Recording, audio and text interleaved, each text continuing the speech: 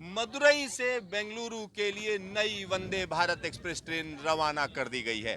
खुद प्रधानमंत्री नरेंद्र मोदी ने इसको हरी झंडी दिखाई है और यहां पर मदुरई पीछे छूटता हुआ। मदुरई को आप देख सकते हैं। मदुरई अपने आप में अनूठा शहर है। एक ऐसा शहर जो देश का सबसे पुराना शहर कहा जाता है। पुराने शहरों में से एक शहर है जहां पर कंटिन्यूअस हम कह सकते हैं कि सिविलाइजेशन रही है। ये शहर जिंदा शहर, ऐसा शहर जो भारत को दिखाता है कि कितनी पुरानी संस्कृति है। और मदुरई को सीधा सीधा आईटी सिटी से जोड़ा गया है, बेंगलुरु से जोड़ा गया है वंदे भारत एक्सप्रेस के जरिए। तो आखिरकार इस जुड़ाव का मायने क्या है? हमारे साथ दो दो दिग्गज जर्नलिस्ट हैं जो कि रेलवे को पल पल की खबरें रखते हैं। हमारे साथ विनोद जी हैं, साथ ही साथ सुजीत जी हैं। दोनों लोगों से हम बात करेंगे। विनोद जी, अगर इस ट्रेन की इंपॉर्टेंस की बात करें इस इलाके के लिए, क्या कहेंगे? ये बेसिकली क्या है, ये टेम्पल सिटी है और टेम्पल सिटी में से सीधे हमको आईटी सेक्टर को जोड़ने के लिए पीएम ने बात कही है। बहुत ही महत्वपूर्ण बात है। आज देश में धार्मिक स्तर पर लोग बड़ी तेज़ी से यात्रा करना चाहते हैं और उनको बहुत तेज़ रफ्तार ट्रेन चाहिए होता है। इसके लिए वंदे भारत जैसी ट्रेनें बहुत ही कारगर साबित हो रही हैं और ये देखा गया है कि अभी तक 3 करोड़ लोग यात्रा कर चुके हैं। इसलिए मुझे लगता है कि वंदे भारत यहाँ के लिए ज़रूरत थी, जो आईटी सेक्टर को सीधे जोड़ दे।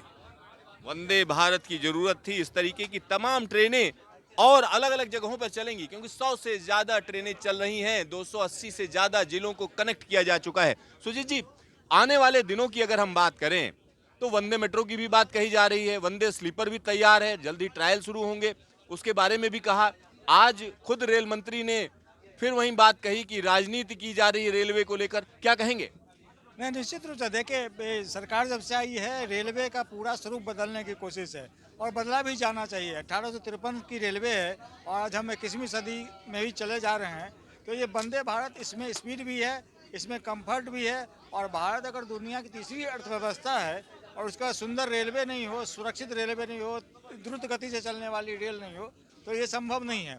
तो उस दिशा में जो काम किया गया है उसी की परिणति है। वंदे भारत हो या अमृत भारत हो या मेट्रो, वंदे भारत मेट्रो चलने की बात हो, तो ये रेलवे के पूरे कायाकल्प की एक तैयारी है और ये होना ही चाहिए। क्योंकि पूरी दुनिया की निगाह अगर भारत पे है तो इसके बिना रेलवे अगर लाइफलाइन है इंडियन जनजीवन के लिए, तो विश्व के जनजीवन के लिए भी एक, जो भारत में आते हैं उनके लिए भी एक सेक्टर होना चाहिए ये।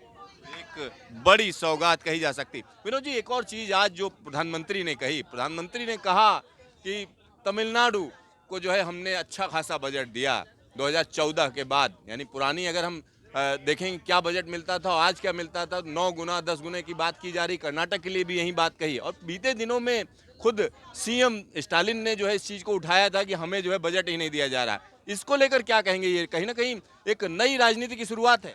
देखिए, सरकार चलाने में हमेशा ये देखा जाता है कि राजनीति कहीं ना कहीं एक पहलू होता है।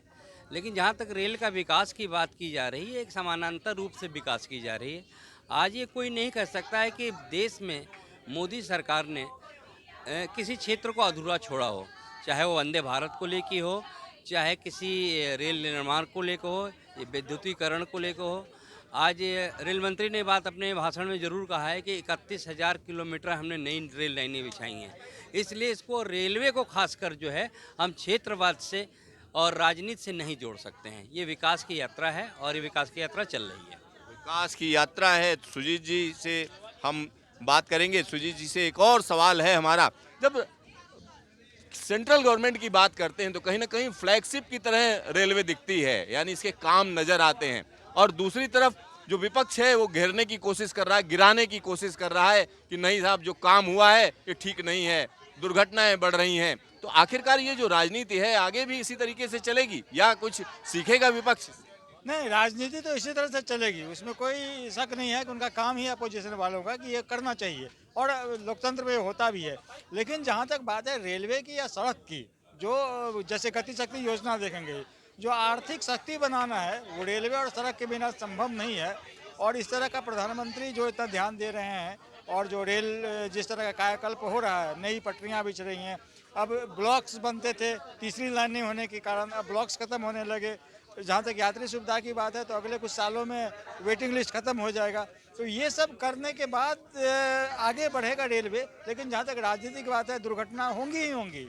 उससे आप पार नहीं पा सकते हैं। और आलोचना करने का एक सीमा होता है, वो वहाँ पर राजनीति के लिए लिहाज से ठीक है। कुछ लोग किराए की बात उठा सकते हैं, कुछ लोग कहते हैं इसकी ज़रूरत क्या है। लेकिन अभी याद है एक और प्रोजेक्ट आ रहा है, बुलेट रेल, और वो बुलेट ट्रेन के बारे में भी इस तरह की बातें होती हैं और होती रहेंगी। लेकिन ये आने वाले समय के लिए निश्चित है और होना भी चाहिए। यहाँ पर आप समझिए राजनीति तो अपने अंदाज में चलेगी, क्योंकि जब रेलवे बढ़ेगी तभी देश बढ़ेगा। देश के अलग अलग इलाकों में रेलवे के लिए जिस तरीके की कोशिशें की जा रही, क्योंकि अगर हम मौजूदा सरकार की बात करें तो इसको एकदम ये साफ साफ दिख रहा है कि जब रेलवे का डेवलपमेंट करेंगे तो देश कहीं ना कहीं छलांग लगाएगा। तो इसके लिए योजनाएं बनाई गई हैं। वंदे भारत एक्सप्रेस को बड़ी तेजी से देश के अलग अलग हिस्सों में चलाया जाएगा, क्योंकि 16-17 और ट्रेनें तैयार हैं।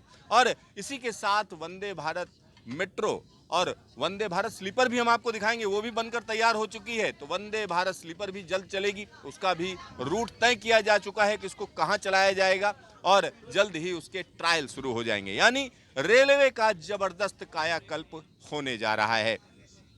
कैमरामैन शकील अहमद के साथ सिद्धार्थ, न्यूज स्टेशन, मदुरई बेंगलुरु, नई वंदे भारत एक्सप्रेस ट्रेन।